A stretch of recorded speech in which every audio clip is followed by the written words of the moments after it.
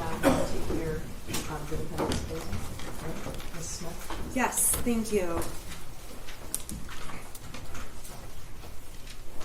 As the prosecutor finished, she said, "This is shocking, unthinkable." I believe there were other words used throughout trial. Unbelievable. Obviously, unbelievable, unthinkable, unfathomable. And the reason that's the case is because it was unforeseeable. No one expected this. No one could have expected this, including Mrs. Crumbly. Now, the first thing I want to do very quickly is talk to you about the burden of proof. In the state of Michigan, there are different burden of proofs depending on what kind of a case it is. When people sue for money and say, I've been injured or I was failed by the school even, there will be civil lawsuits and the burden of proof is a preponderance of evidence. That means it's about a 50-50 standard. And if you have 50% of the evidence, that's the burden of proof for civil. When the state thinks it's important to take away a person's children, the burden goes up. And the burden has to prove more evidence, and that specifically is clear and convincing evidence that it's correct for the state to be taking away a person's children. Now, the highest burden in this country is in a criminal case, and that is beyond a reasonable doubt.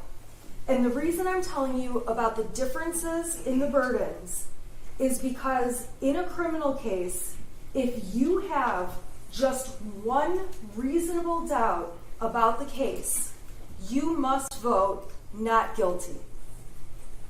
And so this is my poster just showing beyond a reasonable doubt is guilty, but there's many, many other options. If you think it's likely, probable, possible, not likely, those are all not guilties. You have to be sure beyond a reasonable doubt. And later, as I go through my closing, I am going to tell you the reasonable doubts that the defense believes exist in this case for you to look at.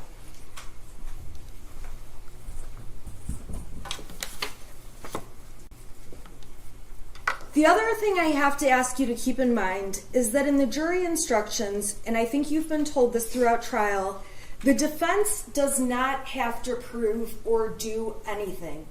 Like Judge Matthews said, we could sit at the table and play chess the whole time, call no witnesses, cross-examine no witnesses, provide no evidence, because we have no burden to prove a thing.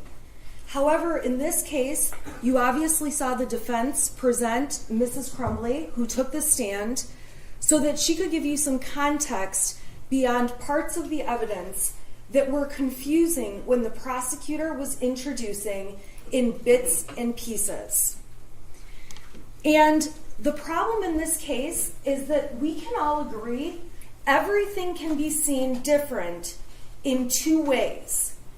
First of all, when you look back in hindsight with 20/20 vision, when you look back in hindsight, it is easy to say, this could have been different, that could have been different, this would have changed.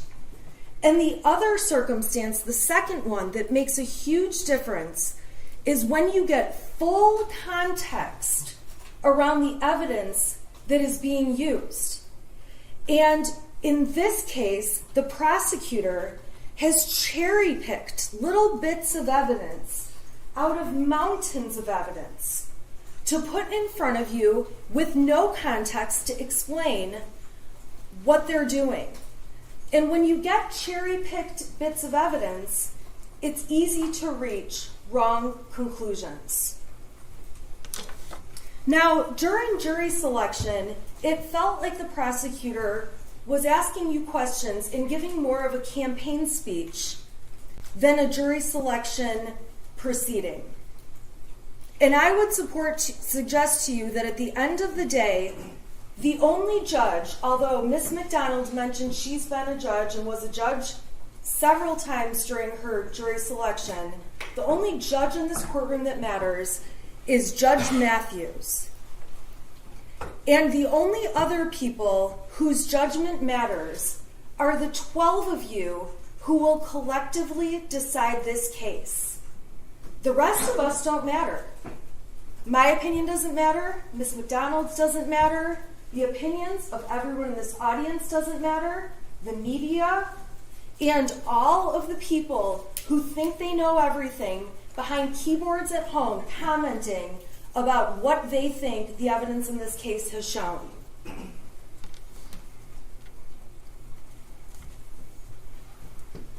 So during this case,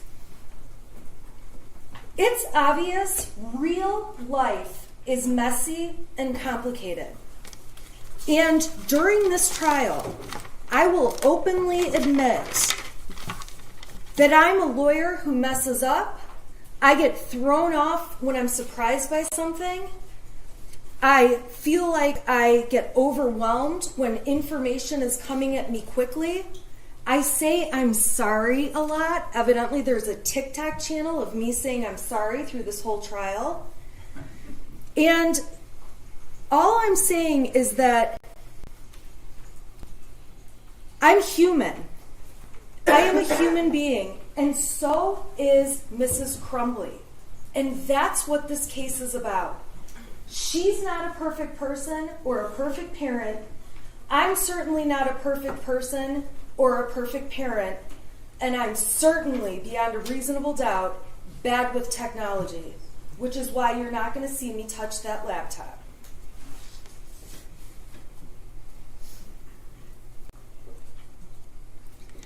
So during this trial, I have stood before you and shown you all my flaws, and I embrace them, and they are a part of what makes me human.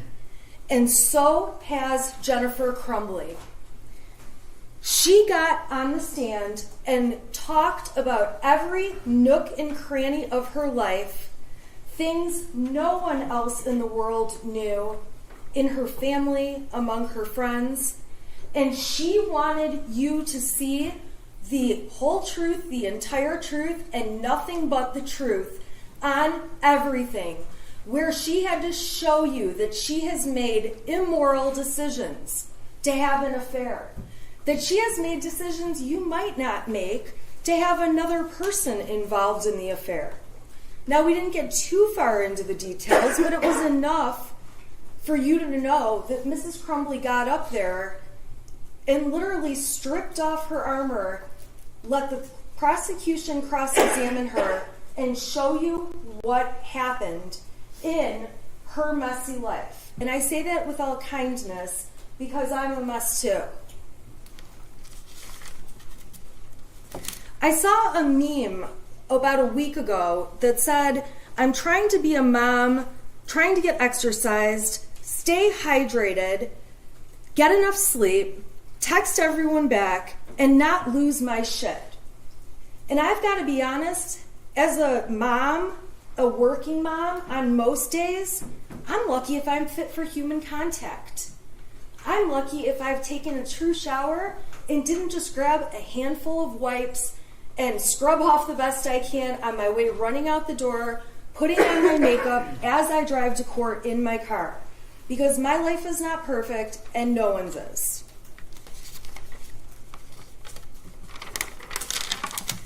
And during this trial, you may have concluded that you don't like me, that you hate me. That's fine.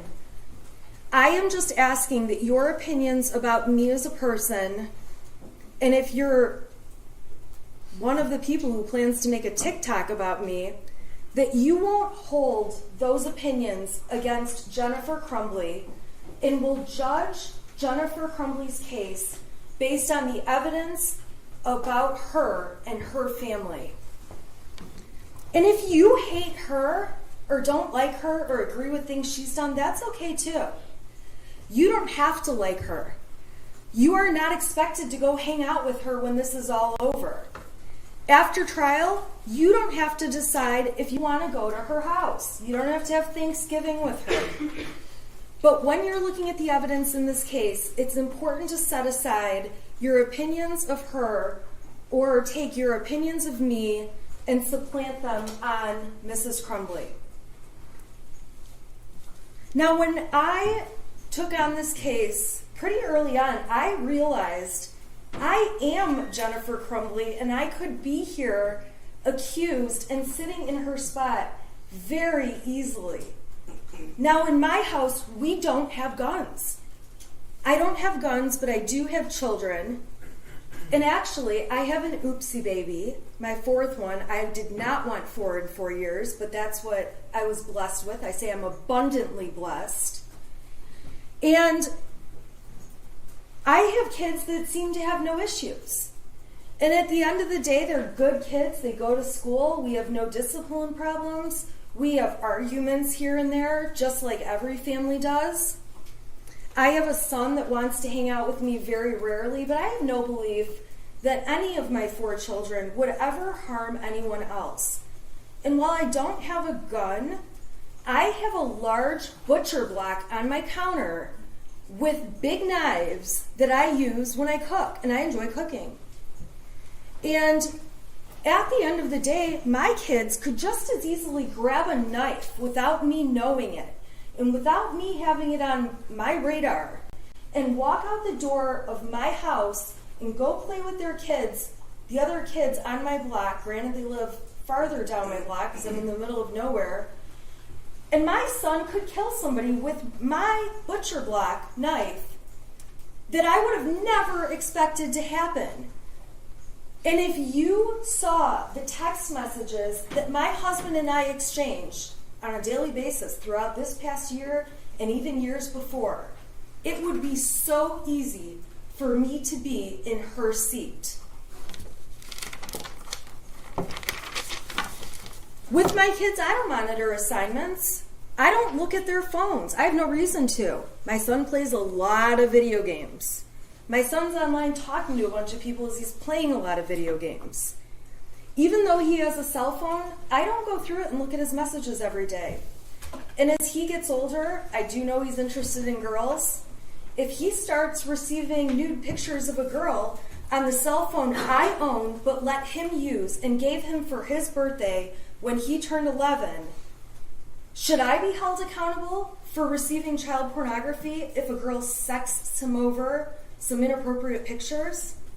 If my son decides he's going to send some pictures back and takes a nude picture of his bits and pieces, that's a 20-year felony. Am I then responsible because he sent a picture of his penis over to some girl? So not only taking the picture, a 20-year felony, but then we've got a 7-year felony for sending it over. Can every parent really be responsible for everything their children do? Especially when it's not foreseeable. And this clearly was not foreseeable to Mrs. Crumbly.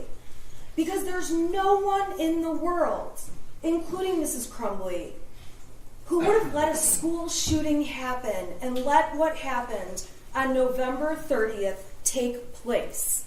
Not only ruining the lives of so many families and victims and taking the lives of 4 young people, but also ruining her own son's life and ripping his life right from her as well. She would be the first person on the planet who would have never let that happen in a million years.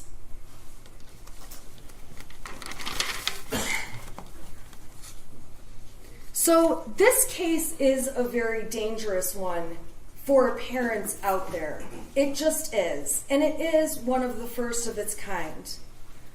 Luckily, however, this is a case where the prosecution cannot meet its burden of proof. And thankfully, it's a case where truly Mrs. Crumbly does have a defense. And this isn't just one of those stretched cases where a parent is liable for what their child has done. Now, the judge is going to tell you that you have to, if you find reasonable doubt in this case, you must find the defendant not guilty. And the law says you must have a reasonable doubt, not 3 reasonable doubts, not 5 reasonable doubts, not 10. If you have a single reasonable doubt, you must vote not guilty for Mrs. Crumbly. And when it comes to reasonable doubt, each of you can have a separate reason to have doubt in this case. You don't have to agree on what the doubt is. And for that reason, what I am going to do is show you all of the doubts that the defense believes exist in this matter. Some of them may speak to one juror, some of them may speak to another, but at the end of the day, if you have just one,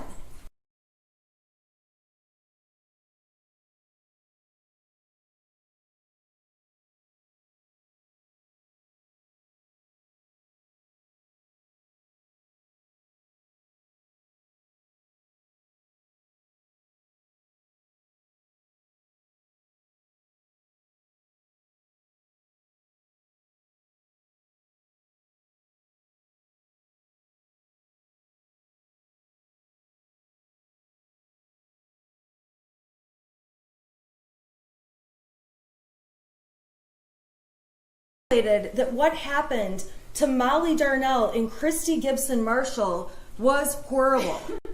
But this prosecution, putting that evidence on, was designed to inflame you and make you emotional, strike your sympathy, and get you to hate Mrs. Crumbly, which, by the way, has been very effective for most of the media, most of the public, and for anyone who has seen information put out by this prosecutor in this case.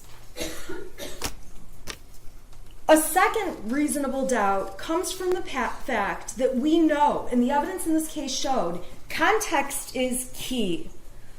And that was clear when Detective Wagrowski took the stand and said, you get better decisions when you have more evidence, and testified that in a former hearing, he messed up because he didn't have the video from before the one he saw, so he believed the parents arrived at the school together, and subsequently, when given more context, showing more video from further beforehand, he could see they actually arrived in different cars, met, and walked in the building together.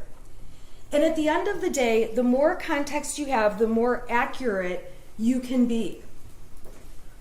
When Brian Maloche testified, another example came about where the prosecution had him testify that Mrs. Crumley said to delete his messages, clear your cache. And I'm so thankful that the rest of the world sent me emails that I don't know how to pronounce cache, because now I do. And when Brian ended up seeing the messages before clear your cache and after clear your cache, he realized, oh, she wasn't asking me to delete messages. She wanted me to refresh my web browser to see if the Facebook had actually deactivated. And so that was proof again that when you have more context, you're more accurate. And the problem the prosecutor has in this case is they have very little context for the very little evidence they've submitted. There's also no context around some of this little bits and pieces of useless evidence, like Jennifer Crumbly saying that her son was an oopsie baby. I call my son that, so what? Does that mean I hate my son? Does that mean I would be okay if he went and killed a bunch of people and or if he committed suicide? No! Calling your child an oopsie baby was designed to try to make her look bad with no context. Having Amanda Holland come in, a coworker who's not a friend to Jennifer Crumbly and has been interviewed by law enforcement to tell you her advice on she should go have a mother-son day with her teenager, so irrelevant when she's faced with raising toddlers every day. When I heard her advice, I thought, yeah, right. I have 3 teenagers. I almost have a 4th. And personally, not only would they rather do anything else than spend a day with me, I'd rather do anything else. And we do spend time together, but that's not their first priority when they get to pick what they're going to be doing.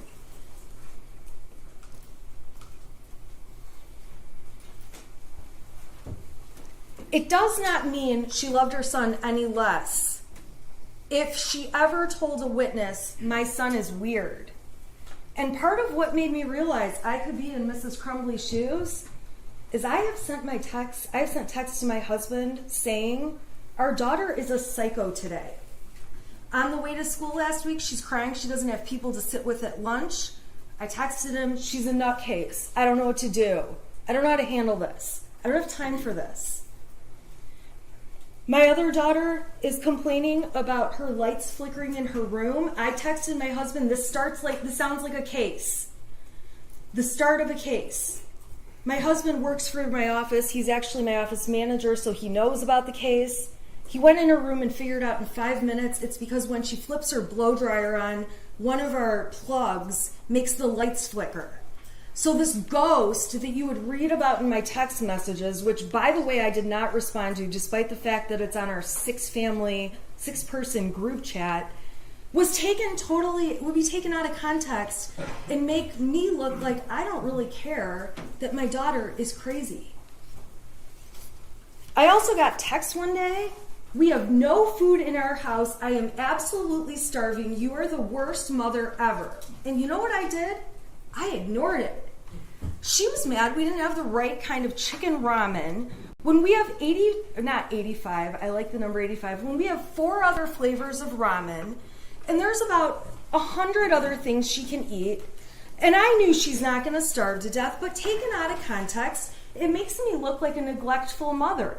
But if you know all the circumstances, and you know the relationship I have with my daughter, I knew it was an overdramatic, stupid point. So when you see messages from Mrs. Crumbly's son saying, will you at least call back? Those are so out of context. And when I'm driving home from court every day, I'm getting messages, will you at least call back? And I don't, because I know what they want is for me to run through the McDonald's drive-thru and bring everyone a Coke. I do stop and get myself a Coke, but I am not getting a round of drinks every day for everyone, and I've realized it's easier to not answer the phone.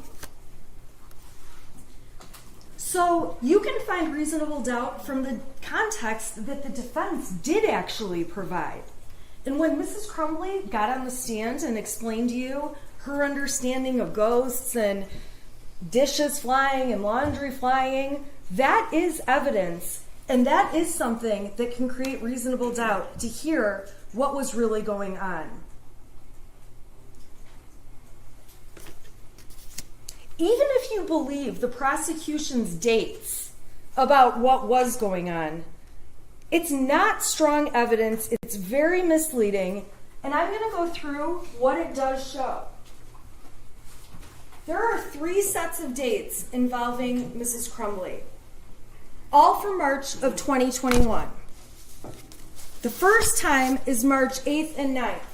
They introduced exhibits, including text messages on the 8th, where Mrs. Crumbly starts off asking, is he home yet? Is he home yet? I don't want him to do anything stupid. I'm sure you all remember those.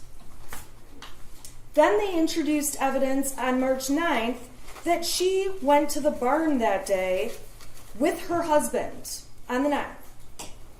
Then they introduced evidence, and I will give them credit, they put together quite a case, although it's really not important, that there was a picture of the horse taken at the barn that day, that the data supports there was a picture of the horse taken at the barn that day, and that there was GPS tracking information supporting that she was at the barn that day.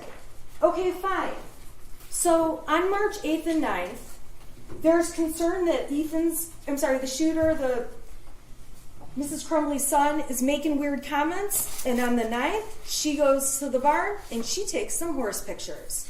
That's all that shows. Pretty minimal.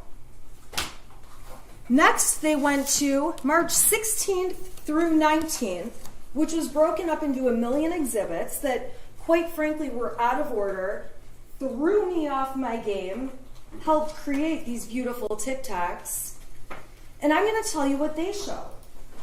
Now, these ended up all being admitted as exhibits, but I'm going to go in order of what they show. There was a text thread in Exhibit 85, which if you want to look at it, you can, where Jennifer Crumbly said, I'm going to get drunk and ride my horse. This was on March 17th, St. Patrick's Day. A lot of people have a cocktail on St. Patrick's Day. That does not make her a mother that would be negligent or grossly negligent to her child. There's text messages from the day before where Mrs. Crumbly's son is saying some things about, now the house is haunted.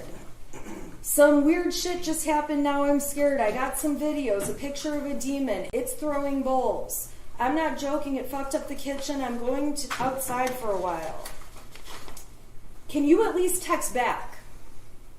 On that day, Mrs. Crumbly didn't text back, but their own exhibit, okay, which is exhibit 83, so the numbers do bounce around, so we go from 85 to 86 to 83, show that within an hour of the shooter making these ghost comments, she did call him.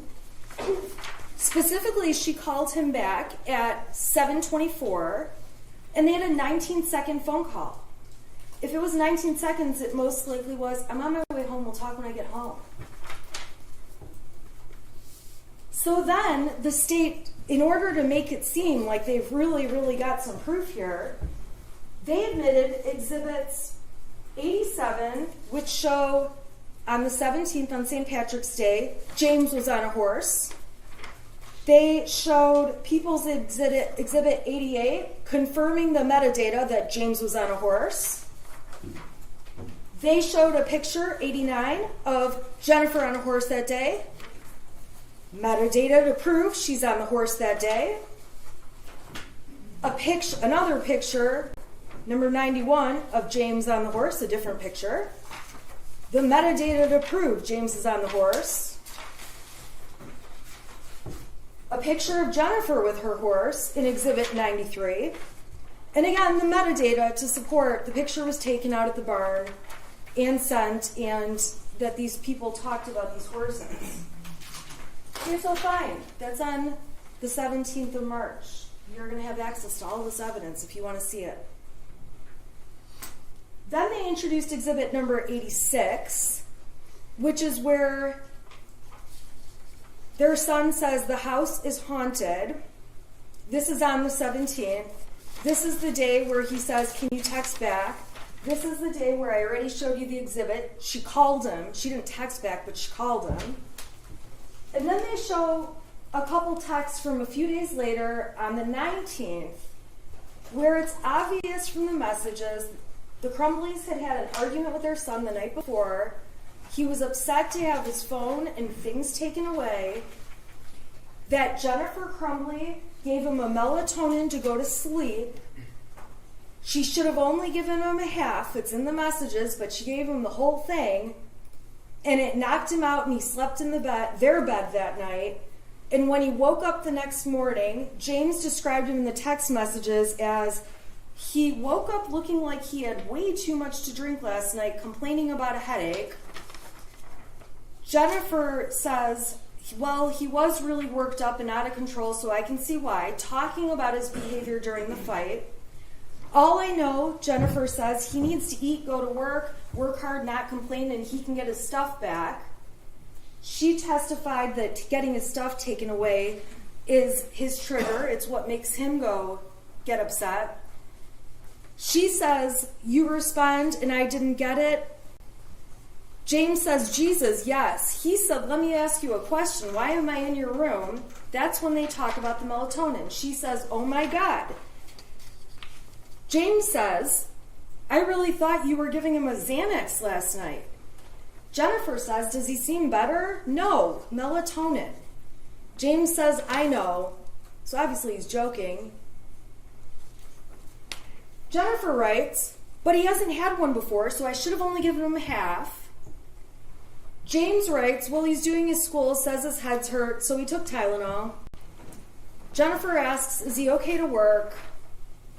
James says, yeah. Does he remember what he did? James finally says, dude, I'm working. I'm on a demo right now. I haven't talked to him. He's doing school. And that's really the extent of the conversation. So fine. So one day, they get in an argument.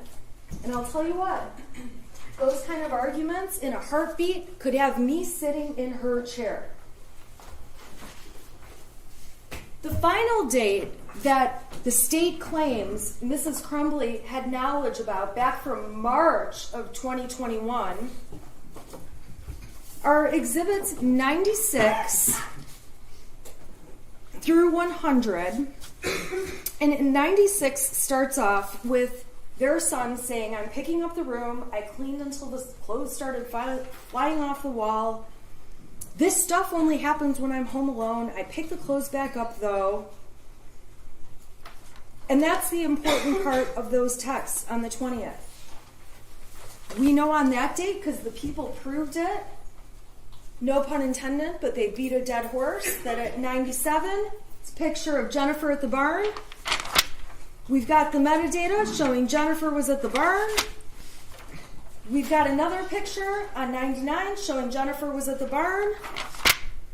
And exhibit 100, Jennifer was at the barn. Big deal. Jennifer's at the barn.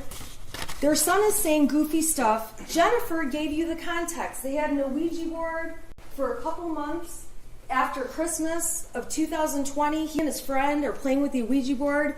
They ultimately lost interest. They stopped doing it. Jennifer admitted to you one day to mess with them. She turned the power off in the house, turned the circuit off to mess with them. She mentioned a time where James pretended he was getting electrocuted. She didn't know what to do. She's screaming, trying to kick him, see if he's electrocuted. Ethan is laughing, taking a video of the whole thing. This family played together. They had fun. They did what families do. The prosecution just had zero context because they had tunnel vision that she was doing something wrong and was grossly negligent, and they were hell-bent on convincing you that was the case.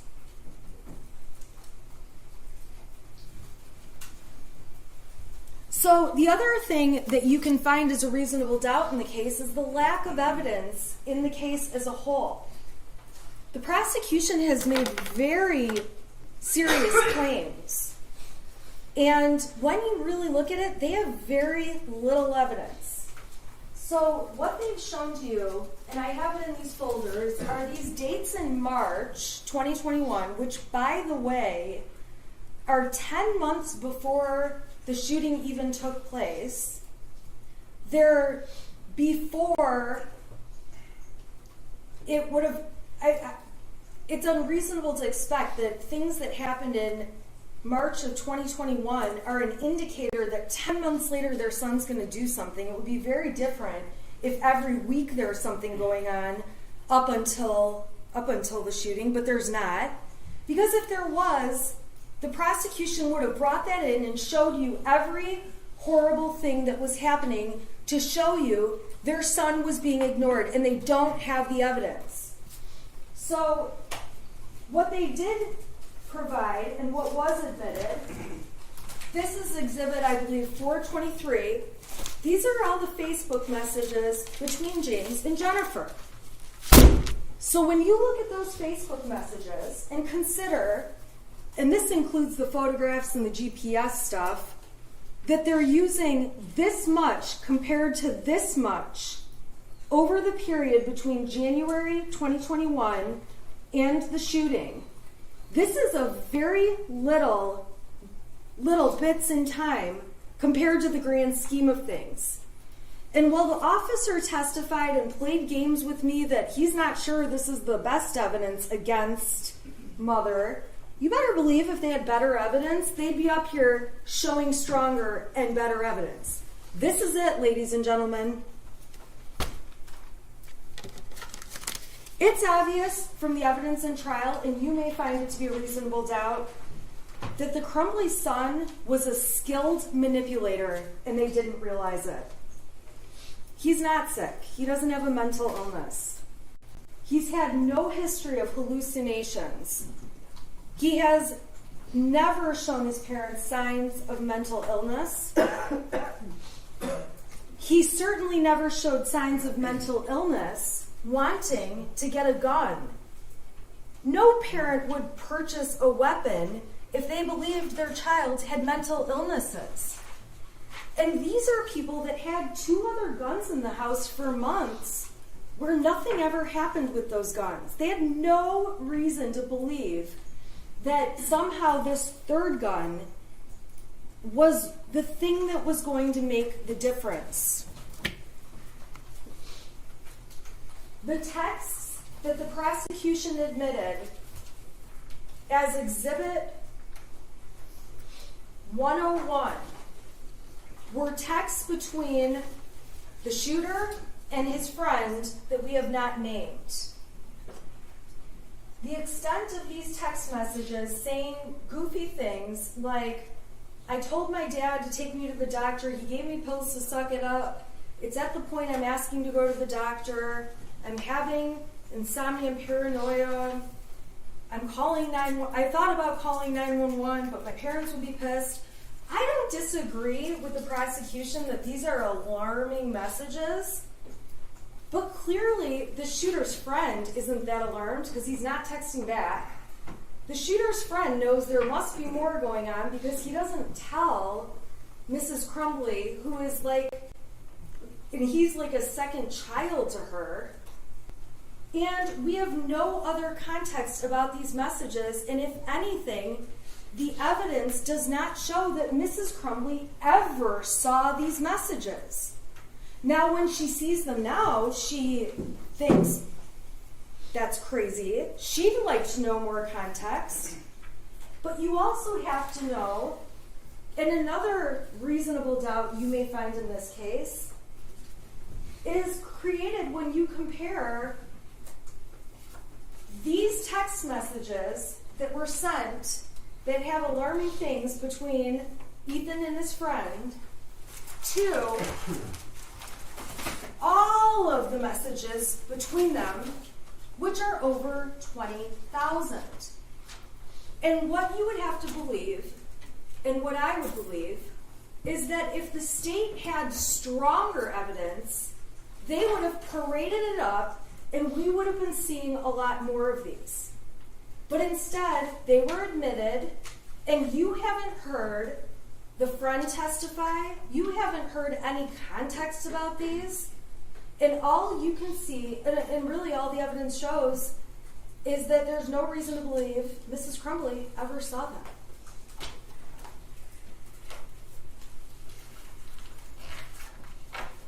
I don't want to have another Leaning Tower of Pisa situation, so I'll move this down. I'm watching.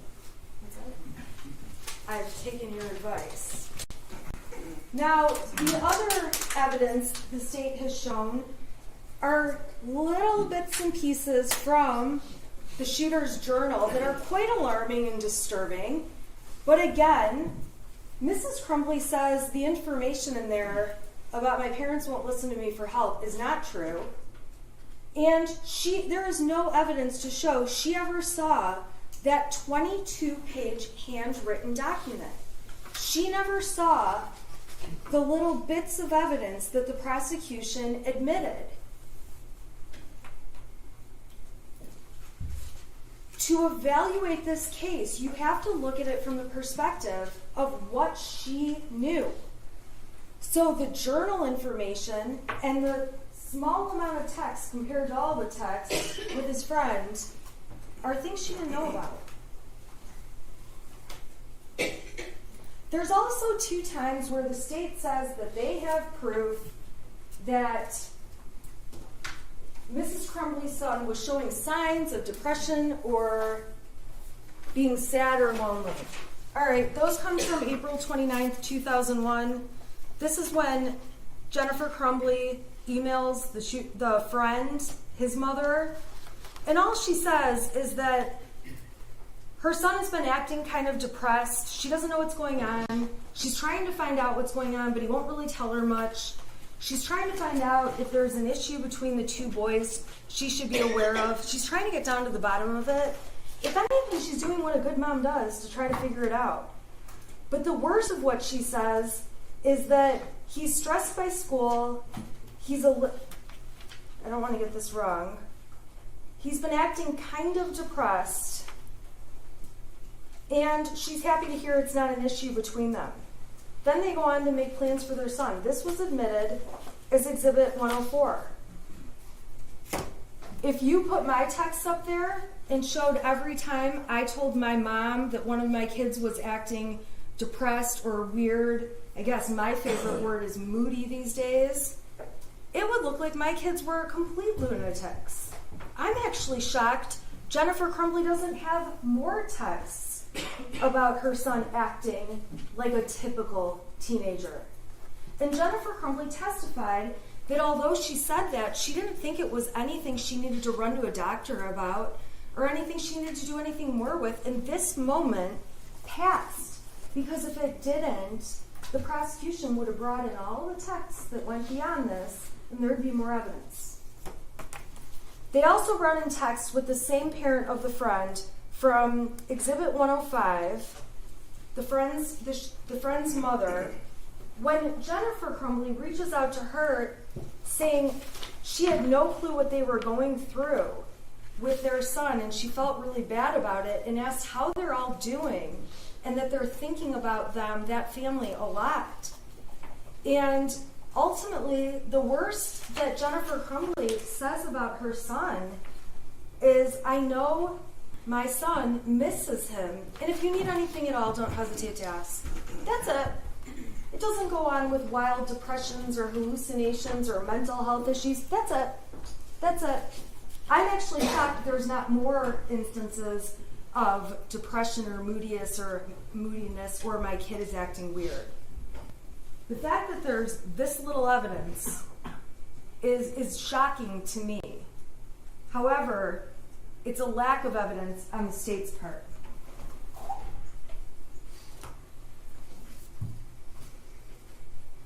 There's also a lack of evidence in Mrs. Crumbly saying he's depressed to really anyone else. Even after the shooting, when she's talking to her friend Kira, to other people, to Brian, all she keeps saying over and over is, I wish there had been signs. I wish there had been something. He's a normal kid.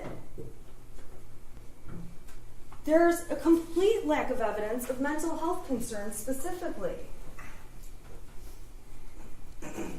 If you want to really spend some time digging into this, you can read all the messages between James and Jennifer Crumbly, all of them, and you will find that there are not texts that go on and on that their son was exhibiting anything close to a mental health concern. And again, my text would read worse because I say things like, I think my daughter's psychotic.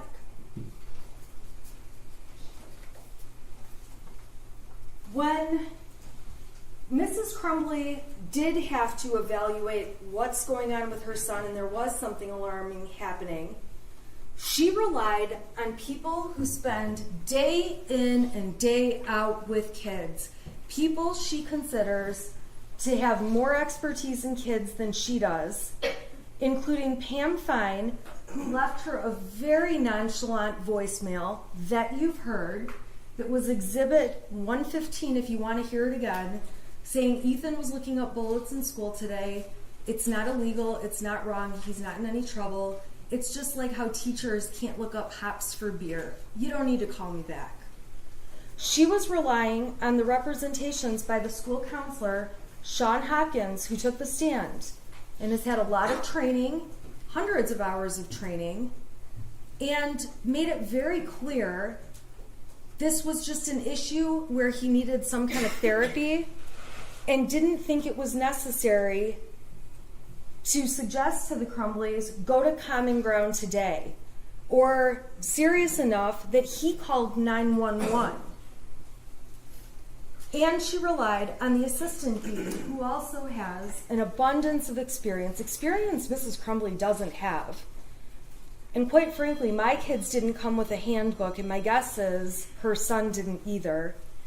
And the assistant dean said the same thing in the meeting with Mr. Hopkins, that Ethan Crumbly that the son could remain in school that day, that he would probably be better off, according to Mr. Hopkins, around peers versus being alone, and that as long as they got him an appointment within 48 hours for some kind of counseling or therapist, that was sufficient.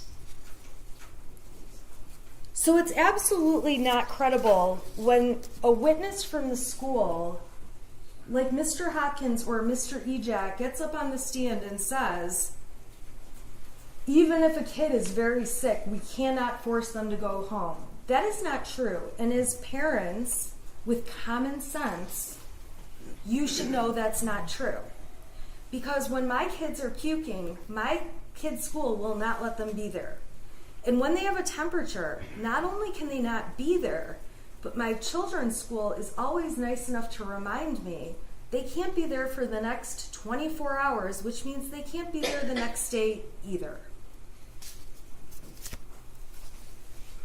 So reasonable doubt can be found in the fact that trained professionals told Mrs. Crumbly her son was not a risk, and Mrs. Crumbly relied upon it. This school also failed to even really look at the situation and tell her about things from the year before. They made it very clear that he was not in any kind of discipline issue, which is shocking to me and was shocking to Mrs. Crumbly, considering he's off topic looking at bullets in school. He's looking at a video in school of some kind of violent pictures, and then he draws a gun on his math paper instead of doing the math paper. So when school officials say, okay, this is really not a big deal, all we want is a counselor within 48 hours, Mrs. Crumbly took that as a very strong sign that things were fine. And reasonable doubt can come from the fact that those 3 people at the school, Fine, Ejak, and Hopkins, are mandatory reporters by CPS who would have reported if they thought Mrs. Crumbly or Mr. Crumbly were neglecting their son. Mrs. Crumbly even commented to others about the nonchalance that was at that meeting, that it was only 12 minutes long, which surprised her, that she was disappointed they didn't take it more seriously, that she was surprised there was no disciplinary action, and she left the school actually feeling better that maybe she had overreacted when she flew over to the school. Now, the people who are trained in these areas, they didn't just say, we're not trained in these areas. They gave specific examples. They said that kids who are really a threat, they would show nervous behavior. They would show anxiety about somebody else handling their belongings. In this case, the shooter was cool as a cucumber as Mr. Ejak went down, got his backpack with the gun in it, and brought it to him. And Mr. Hopkins and Ejak said they hoped they could get him into counseling today, but ultimately said he can stay at school and we'll give you 48 hours to get it situated.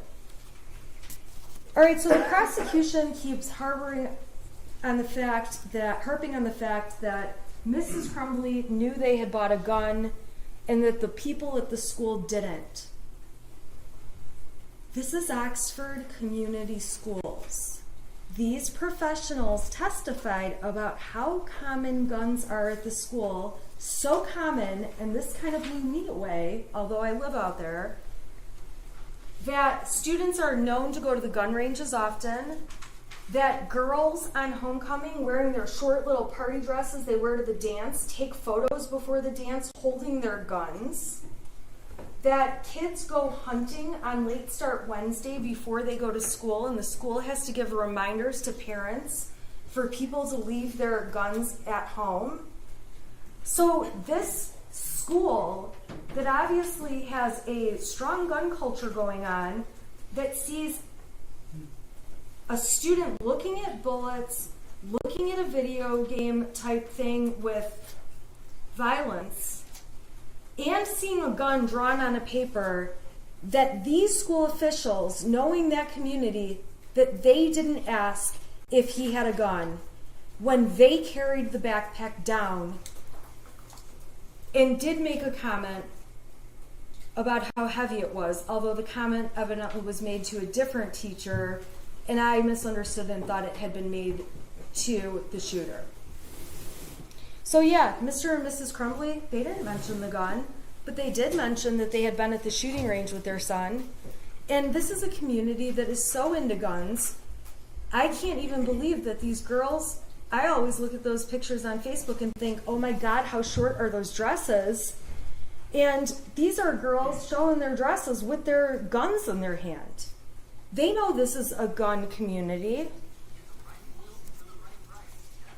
Reasonable doubt can be found from the fact that the biggest concern at the time was suicide and not homicide. The worst case scenario that was presented would lead a reasonable person to believe there was a possibility of suicide, not homicide.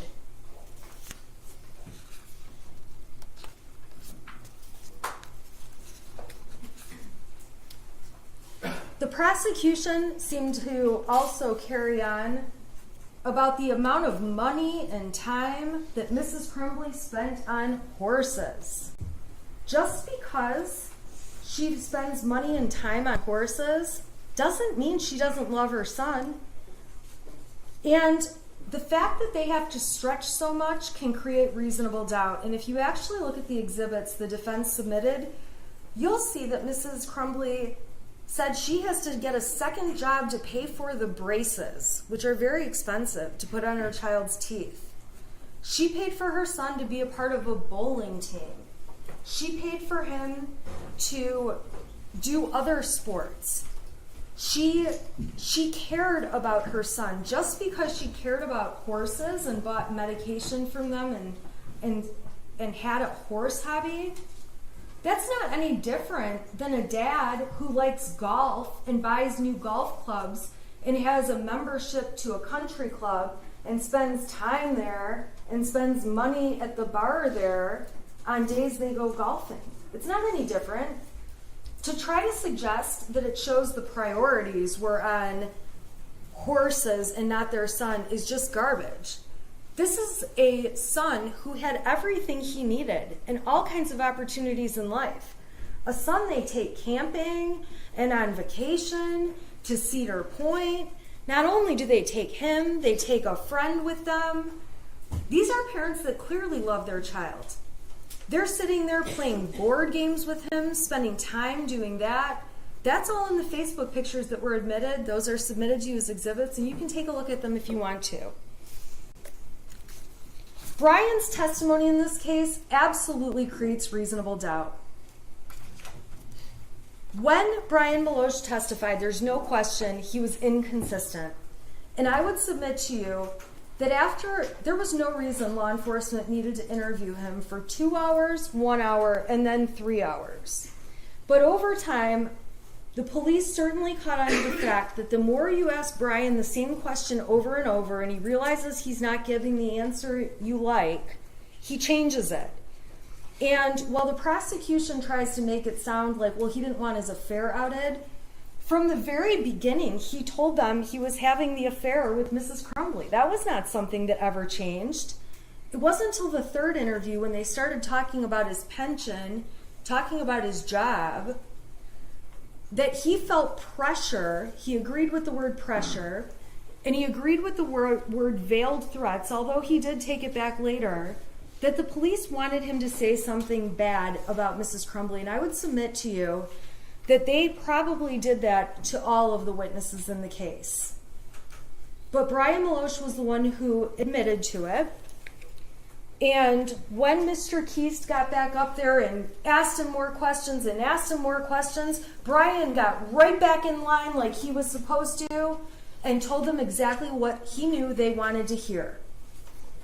Brian is a terrible witness. He said he had memory problems, and quite frankly, when he's testifying that he knows that the gun was in the car that day of the shooting, we all know no one thinks that's true. Mrs. Crumbly testified and explained the day the gun was in the car. Brian's just wrong. And when Brian testified that Brady was gone and he believed Brady died or committed suicide, I would submit to the jury that Brian is just an idiot and has no clue. And that the truth is, he didn't know the details about where the shooter's friend went. He just knew he went away. Wherever he got that suicide idea from, who knows? The prosecution didn't show any texts or anything to support that. But it's clear that Brian Maloche has been put on a mission, which is, you're coming into court, you've got some things hanging over your head, and we want you to take a position against Mrs. Crumbly. And I would submit to you that if you read the 77-page exhibit that I got yesterday and went through in painstaking detail with you, you can see that Brian Maloche did not think of Mrs. Crumbly that way when he knew her and when he dealt with her. And he testified the only places he got new information about her that made him think differently about his answers were from law enforcement and were from the media. The media that we have talked about in this case repeatedly as being inaccurate. Brian admitted that when the prosecution asked him, and we've already talked about this, to delete his messages, when I went through the part about clear the cache, Jennifer telling him clear the cache, showed him the stuff before and after, he realized it was just to refresh the page to see if Facebook had deactivated. So giving him little bits of information is particularly dangerous because he's not the sharpest. And that's what the prosecution did. They used him to their advantage to try to make it sound like they have this case and all these horrible statements against Mrs. Crumbly.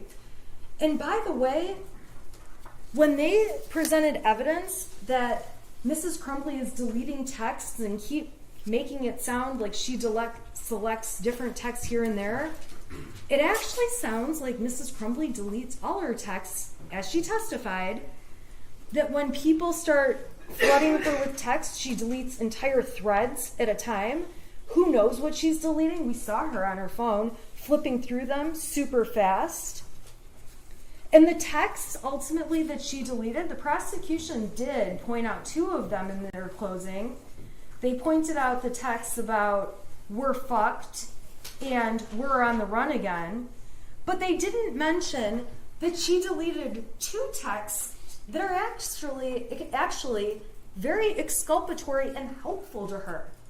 Why would she delete some of the most helpful and exculpatory things she said? Those two texts are on page 42 and 44 if you want to see them in the 77-page exhibit. And those two texts confirm, she calls it the string lock was on the gun. She means the cable lock, but she doesn't know enough about guns to say cable lock. The string lock was on the gun. And the other deleted text that the prosecution didn't mention was when she said that the weapon had been locked, the ammunition had been stored separately, and that everything was not loaded. There's no reason she would delete two messages that are that helpful to her. She's just a person who deletes all of her messages, as she testified to. You can find reasonable doubt that Mrs. Crumbly's state of mind is very obvious in statements she made after the shooting. Right away, she's talking about how she had no signs to believe anything would happen. At the substation interview, it's on recording, we watched it. She tells the interviewer, "I had no signs, there were no signs." Then, when they have her in the car, the squad car, and she's in the back, she says to them again, "I had no signs." In her text message with Kira, which was admitted, she says there were no signs. Kira says there probably were, you just missed them. With Brian Maloche, Mrs. Crumbly says again, there were no signs. I would submit to you, this is not some master plan where Mrs. Crumbly decides she's going to suddenly say there's no signs. First of all, there's no evidence of signs Mrs. Crumbly knew about. And second, All of her immediate fast statements in a time of stress, right after she's had guns held to her face, walking out the front door of her house, she's saying there were no signs. You might find, and I know the prosecution takes issue with this one, but Mrs. Crumbley was actually, in fact, a hypervigilant mother. She's the kind of mother who is going to the friend's mom to chase down why he's having a moody and kind of depressed day. She's on Power Schools on the app multiple times a day checking for missing assignments. She's emailing teachers about grades. Christy Gibson Marshall, the assistant principal, who did do one of the bravest things I've ever seen, she testified she saw the shooter's face and couldn't believe it was him. And the reason she couldn't believe it was him is because it was so unforeseeable. Mrs. Crumbley's hypervigilance also comes when you look at how she takes him for medical appointments. They're at the urgent care because some little mole on his back changed colors when she's applying sunscreen. I think of myself as a hypervigilant mother, and I've never noticed any moles on my kid's back, and I must need to go home and look. Because when I look at the actions of Mrs. Crumbley, she actually pays far more attention to that kind of thing and other things than I do. I could easily be sitting in her chair. When her son's experiencing headaches and medical issues, she's at the doctor or doing virtual visits. There's no reason to believe that's not true. With the headaches, they go through a whole process. She gets a whole x-ray done of his head. She takes him to the eye doctor to see if that's causing the issue. Ultimately, she pays and puts braces on his teeth.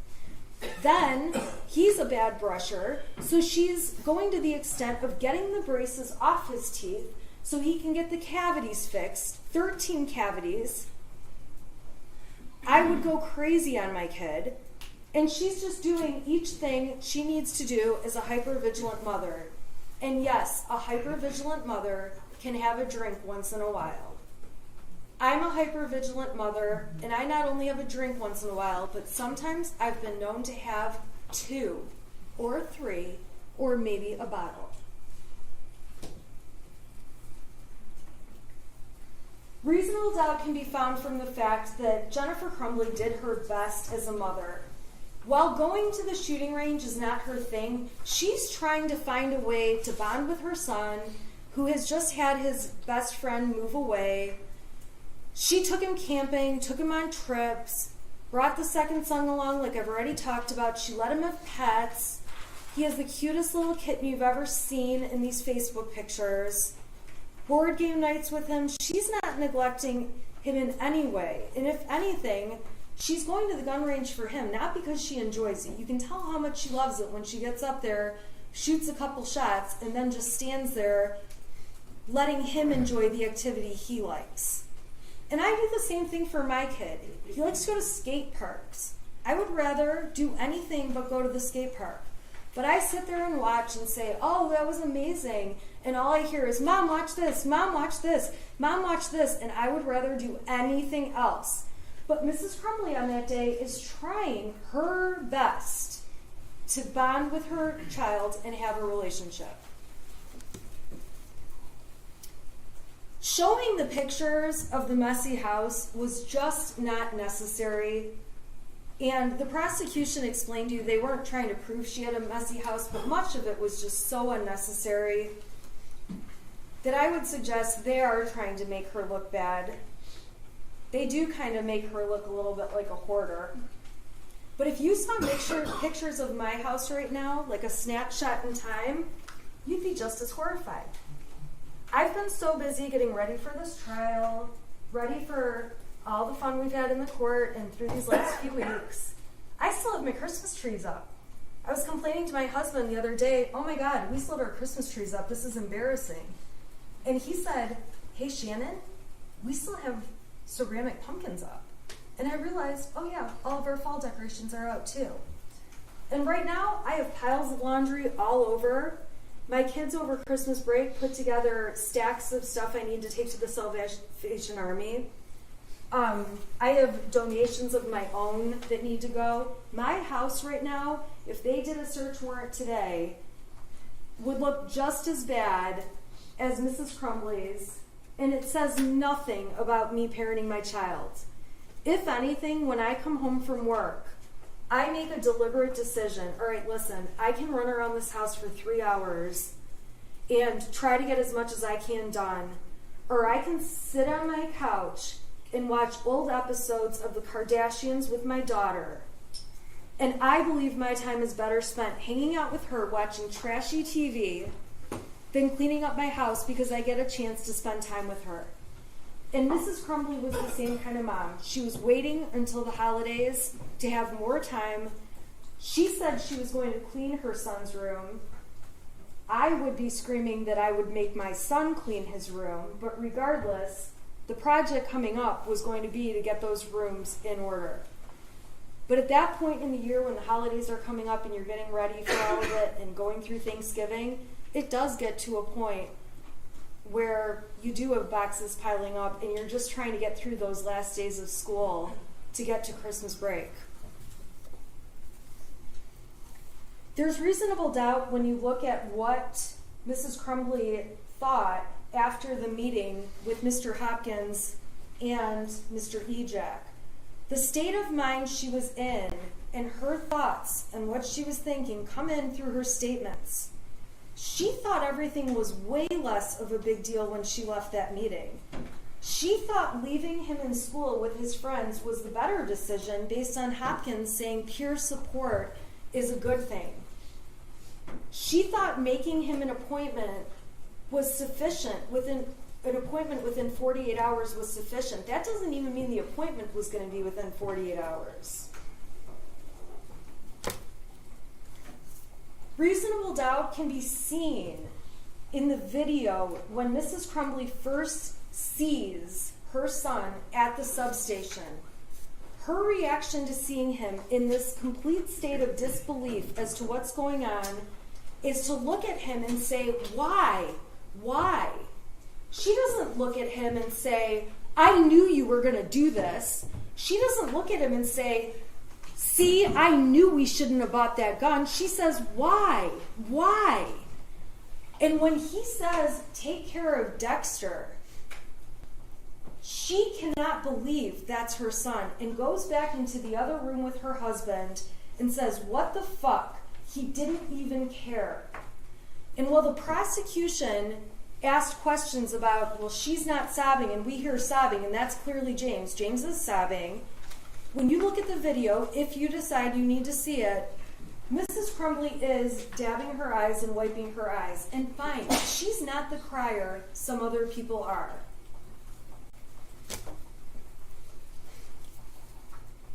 Reasonable doubts can come from the statements in the heat of the moment at the substation when Jennifer Crumbly is in a state of shock trying to answer their questions.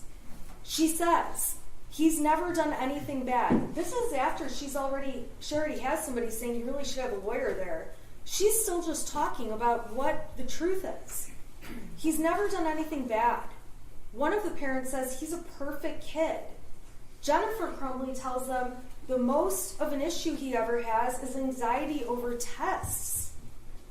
Jennifer Crumbly tells them everything was fine this morning.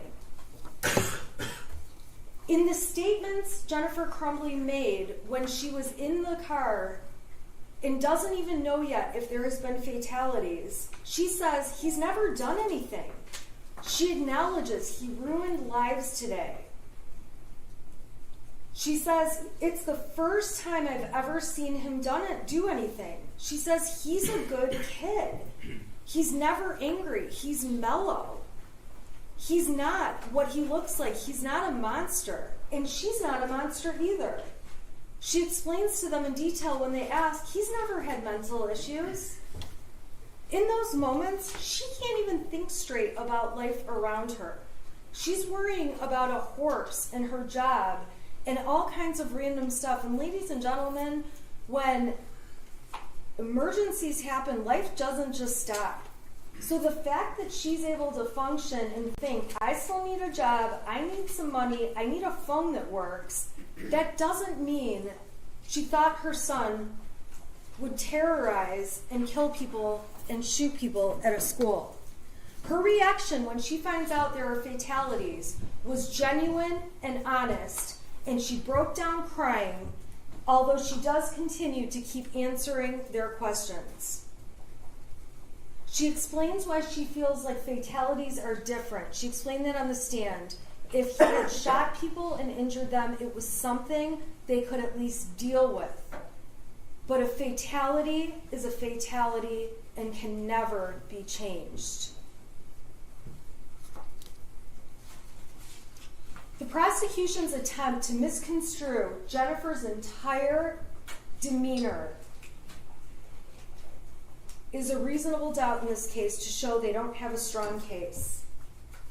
They keep saying she's not sad. Jennifer explains she went into what can I do mode. She did show sadness if you read the texts between her and Mr. Milosh. She showed sadness in the way that she shows sadness. And for these officers to get up on the stand and say she didn't behave like the mother of a school shooter should behave is nonsense. None of them have ever dealt with the mother of a child, a teenager, who has just killed people and shot many others. There isn't a right way in any handbook to say how you should or should not behave. Trying to make her look selfish and callous goes right with that same thing. How she reacts is how she reacts. You see it on the screen. It's really hard to pass judgment, although these police officers did, on how a person should react when for the first time in their lives they walk out of their house and are surrounded with guns in their face. Or how a person would react to be woken up in the middle of the night on a mattress with police around them and above them with guns in her face. So not only has anyone not been in the shoes of a school shooter and dealing with the kind of emotions that would come with that, they also don't know, and there isn't a standard reaction for how you behave when you're surrounded with guns in your face. Jennifer's own statement provides reasonable doubt that she didn't think he would hurt other people. She typed to him, "Ethan, don't do it." She didn't say, "Don't shoot people." She didn't say, "Don't hurt anyone." She thought the only thing on her radar that could be possible at that point, knowing there's an open shooter and he has a weapon, was that he would kill himself. Reasonable doubt can be found in Jennifer's testimony. Jennifer's testimony is evidence, and at the end of the day, whether you believe, like, hate, however you feel about her testimony, the defense didn't have to prove anything. You still have to evaluate the prosecution's case for what it was. However, Jennifer Crumbley did take the stand, and that was not easy for her, to give you additional context about what was going on in the shreds of evidence the prosecution cherry-picked and put before you. The only person who's actually been consistent in this case, and you can find reasonable doubt from this, is Jennifer. She's consistent in what she says to police, what she says to her husband about things, and what she says to other witnesses who testified. You can find reasonable doubt in the fact that the police officers are very, very biased in this case. There is no doubt this is one of the most awful situations any one of them have ever been involved in. But it's also very clear they have a narrative that Jennifer Crumbley is responsible, and when they came in here and took that witness stand, they were going to mess with me on questions that were so stupid. Like this ATF agent telling me he doesn't know if teenagers could lie. Everyone in the room knows a teenager could lie. That was a low ball. Just answer the question. When you have an ATF agent that can't even get on the stand and answer a question that's common sense, that should speak volumes. That there's a narrative they've been directed to get out, and they have an agenda. And that agenda, ladies and gentlemen, is not positive for Jennifer Crumbly. Making this big deal about money and cash that Mrs. Crumbly took out is another reasonable doubt in this case. Mrs. Crumbly explained her dad had accounts frozen. She didn't want her accounts to be frozen. Her dad put money in that day so she could take it out.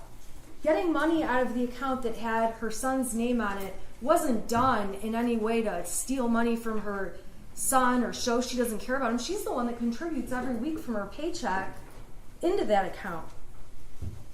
And at the end of the day, she wants cash because everyone in the world absolutely hates her. She can't walk in places and hand them a credit card. Hey, Jennifer Crumbly's on that credit card. The only option she had was cash. She can't go in and start showing identification and things to get hotel rooms, and the more cash she can use, the better. The less she has to risk that people are going to figure out who she is. And remember, the world was essentially showing its colors against her as she was receiving threatening messages in the days that followed that shooting. On Facebook, from other people, in her emails, in her Instagram, everywhere. They're so threatening, her employer is making her shut down accounts. Her friends, people that have been her people for years, don't want anything to do with her and don't want to be by her because she's that dangerous at that point in time. So for her to want to have cash makes absolute perfect sense. That's not a sign she's trying to flee. And also, if you're trying to flee, you don't go around local Oakland County and areas surrounding it and carry around a syringe of horse medicine. If you're going to flee, you abort mission on the horses. At that point, you're fleeing. It's very obvious Jennifer Crumbly, her intent was not to flee. Her intent is to stay safe. Her intent is to avoid threats. Her intent is to get this horse medicine to this horse, which obviously can't happen if she flees. It's clear when she's at the art studio that she's not hidden very well. She's outside smoking. Her husband's outside smoking. We saw the evidence of the cigarette butts in the snow. There's commercial buildings around and businesses within that studio. She's walking around taking a tour of the studio with her friend who owns it, and there's cameras all over the building.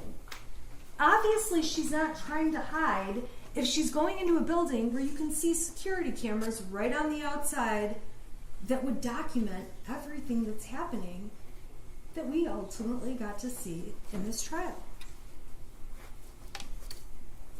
It's clear she's trying to stay the night in Detroit on November 3rd and didn't know where to go. It's clear from the video she's dead asleep at 1 o'clock in the morning when they're ultimately found and woken up to guns in their face. She testified she took 4 Xanax, and so did her husband. We also saw evidence there was a liquor bottle in the garbage, and presumably she had a drink. After 4 days of no sleep and not really eating, one can only imagine how hard 4 Xanax and a cocktail might hit you. So they make this big deal that there's text messages after 11 o'clock saying we might have been found. Well, earlier in those text messages that were admitted by the prosecution as Exhibit 430, the first text says, Marielle, this is Jennifer's phone. And Marielle was the other attorney at the time. Marielle, this is Jennifer's phone. James and Jennifer are using Jennifer's phone now. Next message. The other phone broke. And then there's a message to the Crumbleys, when you can, we like for you to call us. That's at 6:19. Then at 6:21, thank you, Shannon's calling you both shortly. Then at 7:02, I text, Marielle and I are going to come get you in the morning. We do not think it will help to make a statement that you're coming in or that it will be tomorrow morning. All we can say, as we've told everyone, is that you're coming back, and as of tomorrow, you'll be back. My next message says, we can show them that everything we've said was going to happen did happen. Because the Crumbleys weren't running. They just wanted to turn themselves in to a court. And law enforcement got on the stand and told you that's something people commonly do. It just didn't happen in this case. At 7:03, the Crumbleys write back, and we don't know if it's Jennifer or James because they're sharing his phone. Okay. Text to the lawyers that say Marielle Shannon lawyers. Who knows why they sent that? I text, I am going to drive home from my office right now. I'll give you a call in about 45 minutes so I can get all of the bond factor information written down for you for Marielle and me.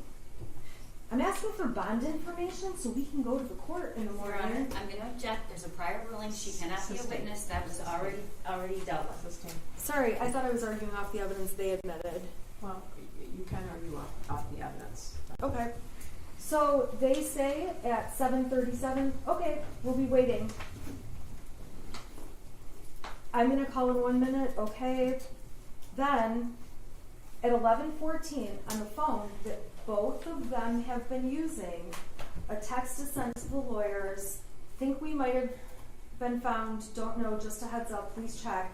It's not for a couple hours that they're actually found, but Mrs. Crumbly testified she didn't send that text and she was already asleep. Now, after those text messages, there's 2 more pages that are included in that exhibit. So if you do end up taking a closer look at 4:30, which is totally fine, just be aware that there's another thread that starts that's a repeat, and I don't know why that is. I just want to let you know that, and I'm not sure why that exhibit is like that. That was a new one we got, obviously, all today.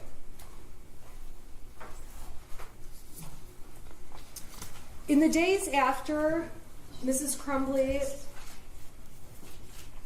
and Mr. Crumbly are planning to turn themselves in, we know they're planning to turn themselves in because Exhibit A was admitted, which showed they were trying to find a hotel in Auburn Hills on Priceline for December 4th and 5th in case they needed it for the weekend. There's no doubts, and I don't need to go on and on about this, they were getting threats. That was so clear at trial. They were afraid to go turn themselves into a police station. A police station where if they went, there would likely be other inmates or bad people there, and their faces would be up on a TV because it was all over the state at that point. They were terrified. They wanted to go in through a lawyer. Reasonable doubt can be inferred from the fact that they set an alarm clock, which was admitted by the prosecution, showing that on Saturday they were getting up at 6:30 or 6:45, completely consistent with their plan to go to Novi for an 8:30 hearing. This is also not James's trial. I am not standing here suggesting that James is guilty of involuntary manslaughter in any way, but it is important to point out that James was the parent responsible for all of the storage of the guns. Jennifer Crumbly barely knew a thing about them. She didn't object to them being in the house. She didn't object to buying the gun that James and Ethan were interested in. She didn't object to calling it Ethan's Christmas gift. She was not responsible at all for the storage of the weapon. It is misleading to suggest by the prosecution that Sig Sauer case was open on the bed and that it sat open like that all day with the ammunition box next to it. It's very clear that when James and Jennifer Crumbly were on the phone during that 7-minute phone call, Mr. Crumbly was looking for the gun, found the gun was missing, asked Jennifer Crumbly, where's the ammunition, pulled it out, and set it on the bed. It's not like that gun box, that case, was just sitting out there open at all times. When law enforcement did get there, find it on the bed, even they moved it around to the kitchen counter and other places. While this is not James's case, it is fair that Jennifer Crumbly would expect that he would have more flexibility in going to handle an issue at the school. That is not unreasonable and does not make her a bad mom. He's out in the Oxford, Lake Orion, Rochester area door dashing. She's the one with the professional career supporting the family and paying all their bills and trying to keep her job, which they may need to add the family on for insurance in this open enrollment period. She shouldn't be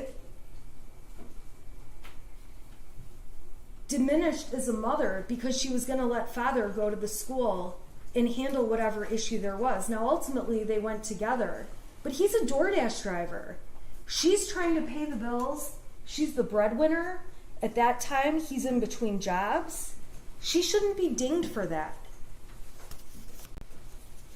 It's misleading for the prosecution to suggest there's been evidence in this case she keeps guns in the car. She didn't say she keeps guns in the car. When she was interviewed, and if you really want to watch the interview, you can, Jennifer told law enforcement there was one time that gun was in the back of her car. That one time was when James put it in the back of the car, and she drove the car to the range. Her son and her had a experience at the range, and she drove the car back home, left the car locked with the gun in it, so that when her husband got home, he could put it away. It is not true that she was driving around keeping guns in the car. That is not what she said to police. As far as Mrs. Crumbly knew, there was a cable lock on the gun at all times. She called it a string lock. She testified that the key was kept in a separate place in one of the many beer steins they had. She testified that she did know where the ammunition was. She hid it in her drawer of jeans. And she testified that things were locked and hidden separately, and that Mr. Crumbly was responsible for hiding the weapon. If you are upset with how the weapon was hidden, that's not your issue to decide. That's a future jury that will look at the case of James Crumbly. You're here to look at the case of Jennifer Crumbly and consider what she knew. She is not the person responsible for storing this weapon. I'm not trying to suggest she didn't know it was in the house, but she is not the person putting the cable lock on and off or doing anything with the gun. We saw her gun abilities when she went to the range and had to have her son show her everything about it. It's a gross overstatement to keep saying that the gun was his gift. It's very clear it was something bought for him to use at the shooting range, something that may one day ultimately be truly just his. But it's just like any of us giving our kids a laptop to use, a cell phone to use, a car to use, a jet ski. I have a friend that has kids, they have snowmobiles. Nothing different. It doesn't really mean the kids just have free access to all of that stuff. It comes with conditions, rules, and parameters. Unfortunately, this is a case where the prosecution made a charging decision way too fast. It was motivated by obvious reasons for political gain and media attention. And we know that because on 11/1, when the shooter was arraigned, the shooter was on Zoom, and so were the parents, and the media was aware. And when Mr. and Mrs. Crumbly were charged, and there was a swear-to at the court, the media was all there, but guess who wasn't? Mr. or Mrs. Crumbly. Mrs. Crumbly testified she didn't even know there was going to be an arraignment, but the media knew. And then the prosecution came out with a big press conference, announcing it.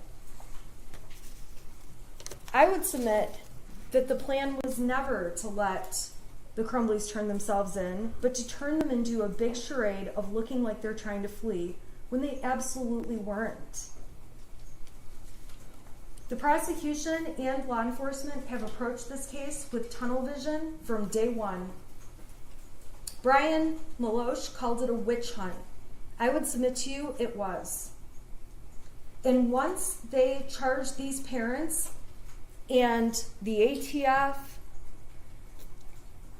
Sheriff's Department, Border Patrol, Secret Service, all U.S. Marshals, not Secret Service, when all these agencies have gathered around and hundreds of people are looking for the Crumbleys, it's really hard to say, we made a charging decision a little too fast.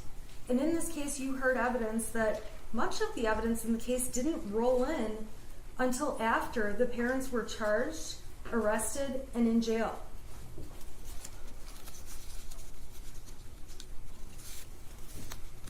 To try to suggest having multiple phones as a sign of fleeing is just garbage. I think everyone here clearly understands why they bought burner phones and why they went and bought replacement phones with their phone numbers so they could use two-factor authentication to get into their accounts. Jennifer Crumbly is seen in the police interview at the substation handing her phone to law enforcement when they're asking questions. When the police tell her they want to take her phone for a search warrant, she doesn't want to hand it over right away, but it's not because she's trying to hide things. It's because it's her only line of communication. She doesn't really understand how a search warrant works until her husband explains it. All of her contacts are in the phone. She doesn't carry around a little diary of all the numbers, although police do let her get the numbers out. And it's the only way people can get a hold of her, and she's been in touch with them nonstop, as we can see when she's in the police vehicles. And again, although she's on her phone, and there is a substantial amount of time where she's looking things up, communicating with people, trying to get things done, that doesn't mean she believed her son was a school shooter and had no emotions over what was happening. The prosecution has painted her out to be a person who lacks remorse, and I would submit to you that she would change everything if she could. And when she looks back and says there's not a thing that she feels she could have changed that would have changed something, you have to keep in mind that the suggestions by the prosecution are just ridiculous. Giving him a hug that day in the counseling office was going to stop a mass shooting? That's just ridiculous. There is nothing to prove that anything could have stopped a mass shooting when you're dealing with someone who is so manipulative and is a criminal and was a shooter in cold blood and pled guilty and took responsibility as an adult for his crimes.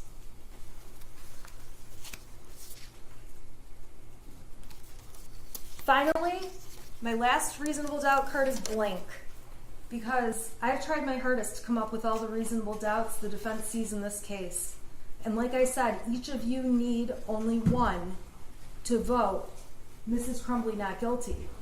But a lot of times jurors think of a reasonable doubt I miss because there's so much evidence. And we've already established, and I've admitted I'm not a perfect person and not a perfect lawyer, so I put a blank card before you so that if you have a doubt I've missed, you know you're not limited to what I've suggested or the defense has suggested. You're welcome to come up with your own doubts on your own. And if you decide you want to dive in and read the truth between Mr. and Mrs. Crumbly and everything they talk about, you're totally more than welcome to. Those exhibits are all going back with you. And what I'll tell you is that you're going to find a lot of instances where Mrs. Crumbly is anxious, asking where her son is, where her husband is. You're going to see a lot of horse talk.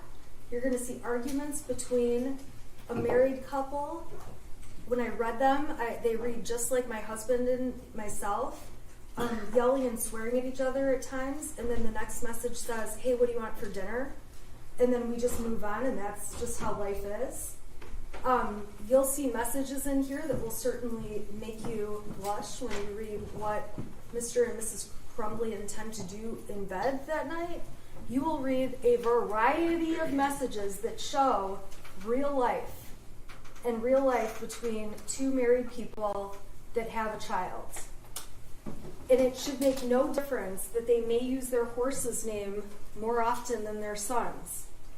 And I'd also submit that every time you see them talk about when is he going to be home and what are we going to eat for dinner, even if they don't use the words spelled E-T-H-A-N, that's who they're talking about.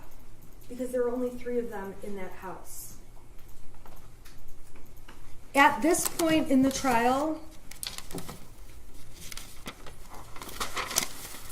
I am asking that you find Jennifer Crumbly not guilty, not just for Jennifer Crumbly, but for every mother who's out there doing the best they can, who could easily be in her shoes, for every parent doing the best they can, who could easily be in their shoes, for every parent that has snippets of text messages that could be read and make them look like horrible monsters, for every parent that has fights with their kid on text message that also could make them look like terrible parents.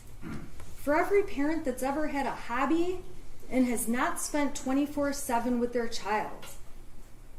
That should not be held against parents. For any parent that's ever had an affair or spent time communicating on an affair, that says nothing about how much you care about your child or your expectation of whether or not they would commit a school shooting. Most people who have affairs would still not expect their child would do this. I do wish more than anything this case could bring justice to the victims of the shooting, the victims of the terrorism that took place that day, and the victims of their families. I wish more than anything it really could be a result that would be a Band-Aid to make everyone feel better, but it can't be. First of all, it brings back nothing for the people who have lost. It certainly doesn't bring back any lives. And if anything, this is not justice. This is not how justice works.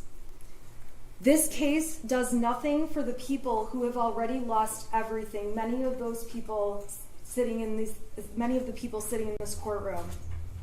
And it does nothing to bring back the tragedy and the tragedy that unfolded on November 30th.